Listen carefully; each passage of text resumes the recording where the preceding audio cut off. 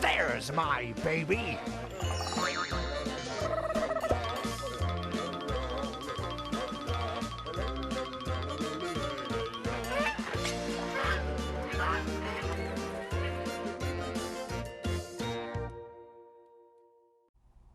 Hi there, I am Melissa Bondi. And I'm Dana Denha, and this is Adventures in Parenthood.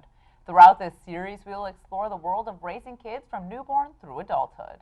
When you bring home your little bundle of joy, you worry about keeping them safe and protected, clean, fed, and all that good stuff. And before you know it, they're getting ready for the start of school. You can prepare kids at home as much as you like for their education, but you can also enroll them in classes and daycare to get them really ready for the future. Both of which we've done already. Yeah, I have not dealt with daycare, but I've definitely enrolled Keaton. Well, we did swim classes, and we've talked about this before on the show, so that was like a really good thing for her to, just like a fun thing to be with other kids, and I mean, it's not like she knows how to swim, but she was taking a class and having fun. But you actually, it's interesting because you were just telling me that you enrolled Bryn in swim classes, but also soccer too. Yeah. So that's what we're going to start, actually in the next coming weeks. I think she's at the age 2 start. It's just over 2.5. Mm-hmm. So, I mean, I've been kind of on the fence as far as throwing too much at her, but I guess that's what they say now. You just put them in and see what sticks and what they enjoy. Yeah, I'm sure sometimes you enroll your kids in a class or two. Like I have nephews that I remember. Jared was very athletic. He always wanted to do sports and stuff. So my sister would enroll both of them because they're less than a year apart. So she put them both in like soccer and baseball. And Jared would always like thrive and really enjoy it, and Seth would quit after like maybe a couple of weeks. But at least she was giving him a chance to see what he liked. Yeah. Right. And I think that's the goal here. Again, you don't want to throw too much at them too soon, but from studies and things I read and articles and just talking with other, moms and parents, this is the age to do it. Mm-hmm. Swimming, like we talked about, that's a no-brainer as far as swimming. Mm-hmm. But the other fun extracurricular, the soccer, the gymnastics, I've toyed with that idea, dance. It's a little bit in the future, but. So it's been about a year now since Bryn's been in actual daycare. She used to have a babysitter, but now she's in daycare. Have you noticed a difference in her social skills? Humongous difference. Yeah, totally. And it's not just her getting older. It's actually like being around in a classroom with other kids like that. Yeah, I think the cutest part for me is how she has friends, and every day she talks. Now she talks about her friends and says their names. It's too fun. It's too cute. Yeah, it's the cutest thing. But education-wise, she sings and knows the lyrics and comes home, and I'm like, how did you learn that? Like, where did that come from? But they're sponges right now. Oh, yeah, because even, like, Keaton's not in daycare, and she's home with us all the time. But sometimes it'll just be, like, a song where she's singing, and I'm like, I've never even heard this before. I don't know where she's getting it from. So exactly. No, that's funny. When you have kids, it can be overwhelming to decide what classes to enroll them in: music, art, language, etc. There's a place right here in Ann Arbor that offers a wealth of opportunities for kids ages 0 to 5. Welcome Marj Hyde from First Steps Ann Arbor. Thanks for having me. Welcome. So can you explain what First Steps is and kind of just an overview of what you can offer, and then we'll delve a little deeper. Right. First Steps is a community-based program, and it is designed to be for families who have children from birth, maybe about 3 months, on up until they enter kindergarten or young fives at age 4 or 5. And when you are part of the program, you do once a week class. We also have an e-newsletter. We have other ways to connect with families. We do evening meetings that are either family fun nights or more educational. We also do lunch and learn, which is another aspect of that, trying to bring families together to create a community of support for them. And of course, educational, appropriate activities. Okay.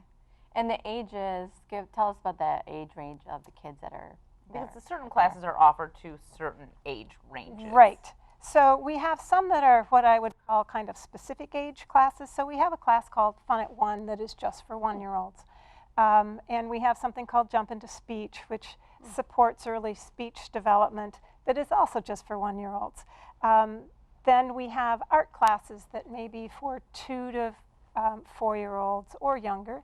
We have a baby class called Curious Wiggle Worms, and that is for 3 to maybe 9 or 10 months when they start, and then grow with them. And we also have a whole section of preschool age classes for families who would like to be participating with their children, even at the preschool level. So we have a science class, we have Explore, Invent, Discover, we have Storybook Adventure.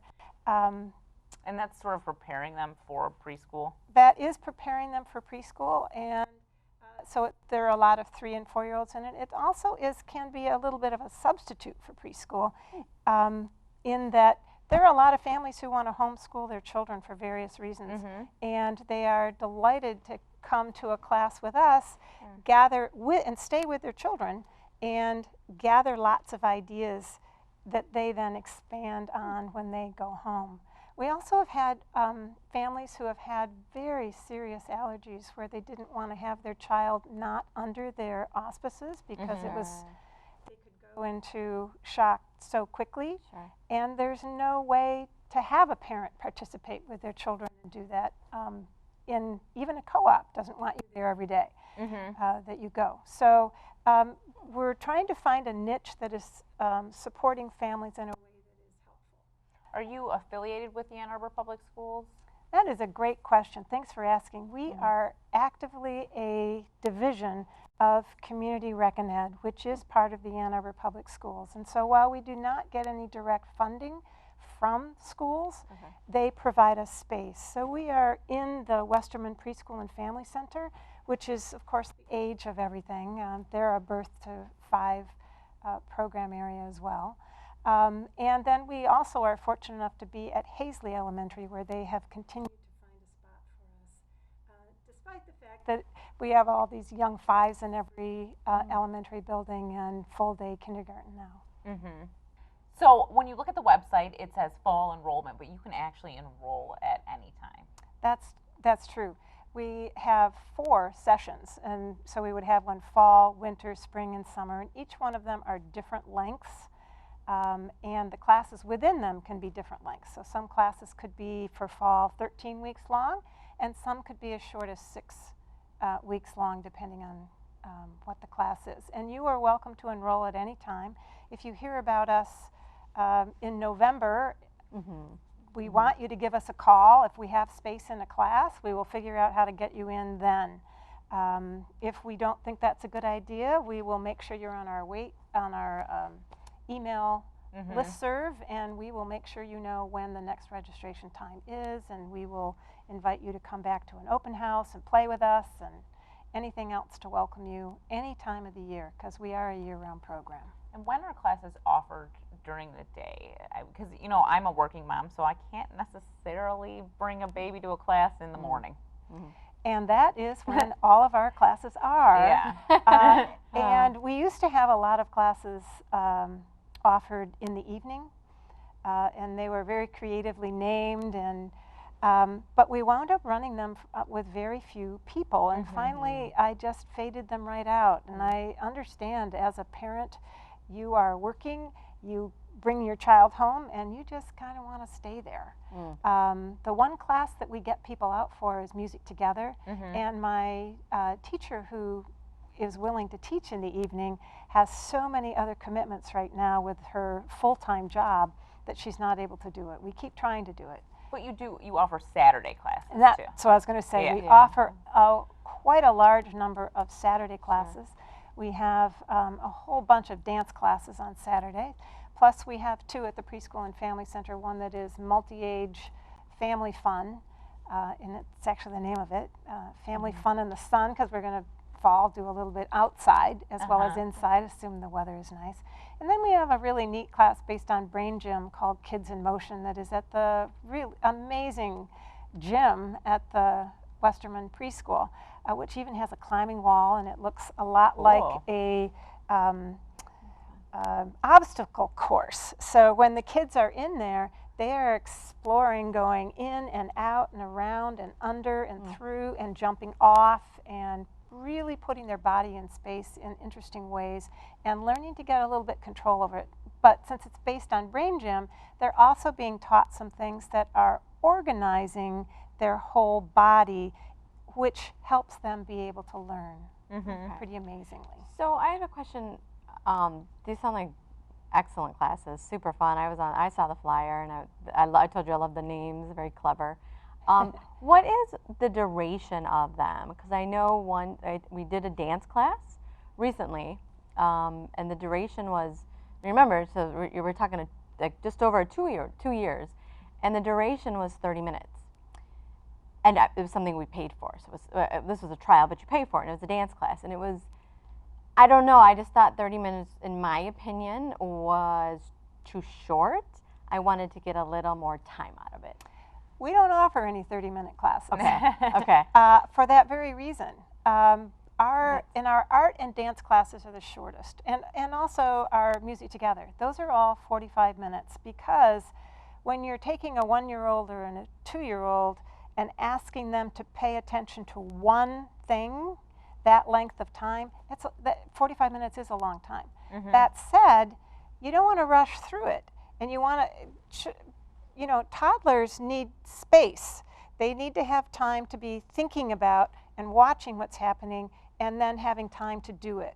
So we have a first art class, for example, that she has 6 to 8 activity stations, all in a small room, for the adult to help the child get around to, because we know that what 1-year-olds do is they spend maybe 30 to 45 seconds there. And then they want to move to the next thing, and then the next thing. And so she has it so that they can keep moving and go back and back and back. And it has been amazingly developmentally successful, because art is one of the hard things to get kids to stick with, because you put 2 marks on the paper and you might be done, and that's fine. But then what do you do for the rest of the time? So dance is not unlike that too, where you wind up having this activity be very appealing to a child, but the next music piece that you get out and prop that you use isn't so appealing. So they can stand back and watch and then come back. And when we do it for 45 minutes, you can be late, which is also important. If you are late for a 30-minute class, you missed it. You've just missed it. And you may decide, well, I'm just not going to go today. And that we don't want to happen, because it's the consistency of attending every week with the same group of people, the same teacher, a similar format. It might not be exactly the same, but a similar format is how they can anticipate and feel more and more comfortable with each of the experiences that they're having, which leads to a lot of confidence and helps them do well when they get to young 5s or kindergarten. Now that you're saying that, it reminds me, we did a music class too on Saturday mornings. It was like 4 weeks. We did this music class. And I think that was 30 minutes too. And I thought, and she didn't want the kids, you could tell the kids didn't want to leave, like at the end of 30 minutes. It just went too quick. And I mean, this was hands-on, playing with all these instruments, super fun. I'm sure that's similar to the music Our class music you together. And they don't want to leave. It's fun and educational, but that's just my opinion. I'm just saying, as a mom who's paying, going to pay for these classes, I want to make it worth the while. So the other thing is that when you get all ready, I mean, how long does it take you to get ready to go someplace with a little one? Oh, yeah. A while. And then you have a last-minute thing that you have to do. So and then you forget your purse in the house. and you get there, and you have only 30 minutes, and then you're done. Exactly. And then you have to find something else to do. What has happened with our music together classes, which is, we just delight in this, it's 45 minutes. And when you're in music together, you cannot socialize. This is about singing, it's about music, it's about activity. So the adults can't talk to each other. The children are interacting, but they're not talking to each other. So it's not a social class at all, really. I mean, social in the sense of you being social. The whole class is social. So what we have at the Preschool and Family Center is we have an area, all the families come out and we have a family area and they all gather sometimes for 15 to 30 more minutes. They are out there in this area, the adults all talking, we have toys out there for the kids to play with, and it becomes an extension. So that 45 minutes, which isn't really quite long enough, but is plenty long for a music class, we give the space for them to then interact with each other and develop their friendships and make plans for, let's go to the library after this, or let's go to the botanical gardens and go for a walk. Or Right. Well, that leads me into another question, but Marge, we're going to take a short break. Okay. So we'll talk about it when we come back. So don't go anywhere. We'll be right back with Adventures of Parenthood.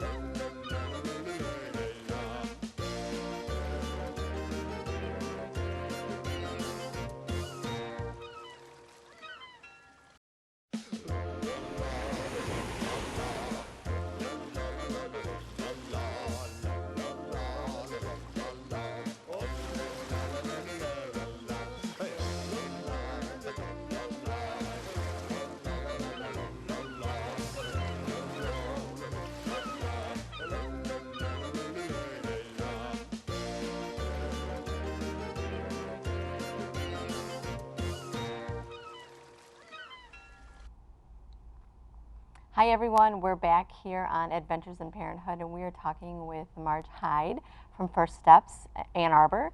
Welcome back to the show. Thank you.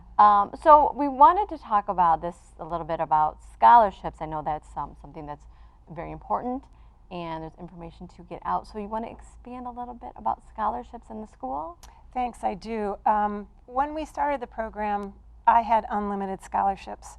And so I'm mentioning this because we are completely committed to having a broad range of all kinds of families.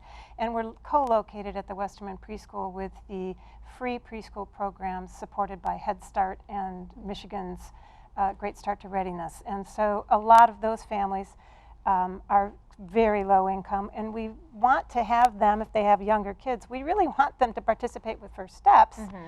And then there is such a wonderful transition for these children who have spent a year or maybe two taking a class in the building with us and then going off so confidently and competently into a 3-year-old classroom independently without their parent. Plus, we love having these parents with us. They contribute a lot, and sometimes they feel a little bit more marginalized because they don't have the same resources that everybody has. So we have scholarships that are either 100% or 50%, and you apply for these through Rec and Ed, through their system. If you have an older child who is in the public school system and qualifies for free and reduced lunch, it's a very easy process to do this because you've already turned in all the information, and all you need to do is then give us permission, and then you have the scholarship, and it moves very quickly. We also want to be able to offer more scholarships than we are currently able to. We have a limit on the number in each class that can have a full scholarship or the equivalent of a full scholarship. So we created a PTO that is specific to First Steps so that we can do 2 fundraisers and raise money so that we can afford to have more families participate with us. What the other thing that these activities do is they allow us to not have to keep raising our prices. So while it may feel like a lot that we are charging, it actually is not as much as we should probably. And anytime you take a class with First Steps, if you are bringing more than one child, the second child gets a substantial break on that, so, which we have been able to maintain that. So that's amazing. That's actually, well, I mean, you talk about price and stuff, but I actually feel like I was mentioning the swim class earlier. Swim class was expensive. I think like if you're going to put enroll your kids in classes, it just ends up being a decent chunk of money It to is. do it. It Yeah. is. So let's mention you actually have an upcoming We do. fundraiser, the Trike-A-Thon. We do.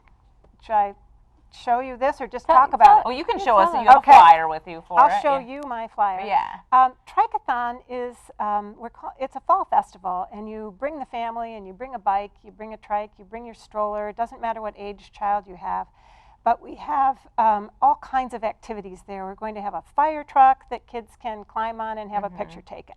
We're going to have somebody there to teach about dog safety, because another program that we are responsible for is Safety Town. So we're just bringing a few little things back to practice and learn about dog safety. But we also have glitter tattoos and races and ribbons to earn and food to eat that are all part of this.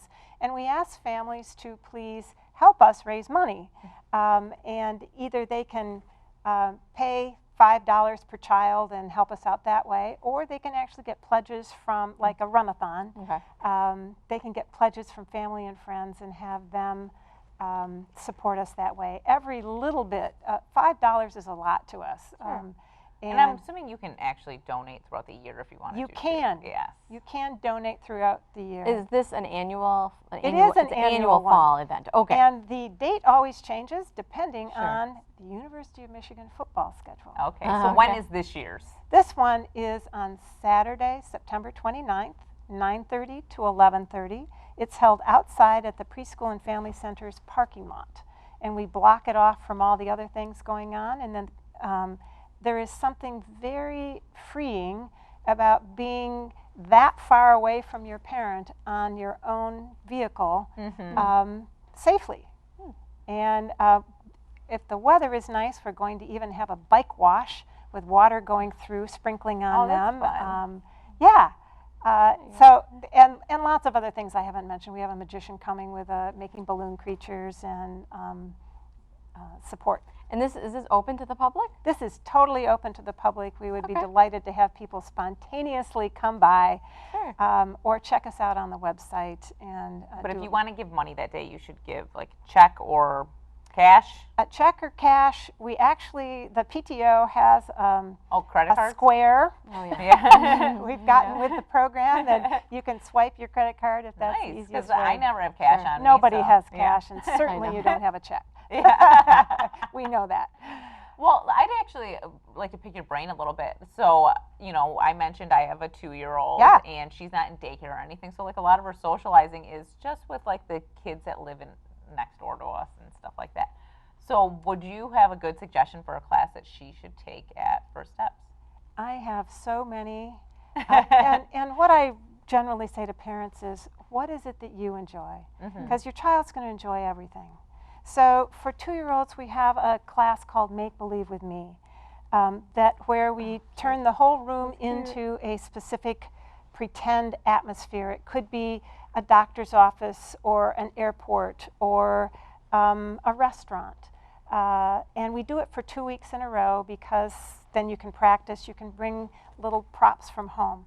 We have just our general one called Exploration Zone, which is a large classroom that looks just like a preschool classroom. If when you're a 1- and 2-year-old, you're not quite sure what to do with all the things that are in there in the activity centers, and there's so much to choose from. Right. So there's Play-Doh and an art project and a snack halfway through and circle time at the end and blocks and trucks and sensory tables with dirt in it one week and sand another. And so Fun. any of these are going to give your child the opportunity to lead some play and show you what they can do, and then you're with them, or an adult is with, and the adults who come, by the way, are parents, grandparents, nannies, even friends can bring a neighbor along with, so that you can have, you don't have to have one adult per child.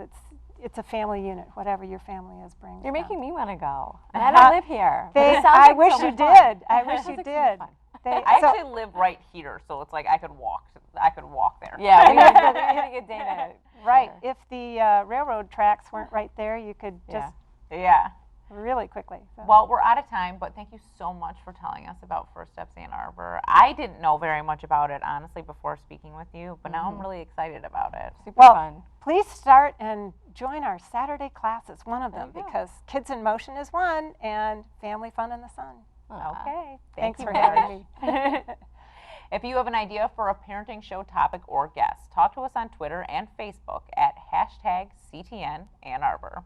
And for more on programming and services available here at CTN, you can visit us on the web at a2gov.org/watchctn. And thank you for joining us on this adventure in parenthood.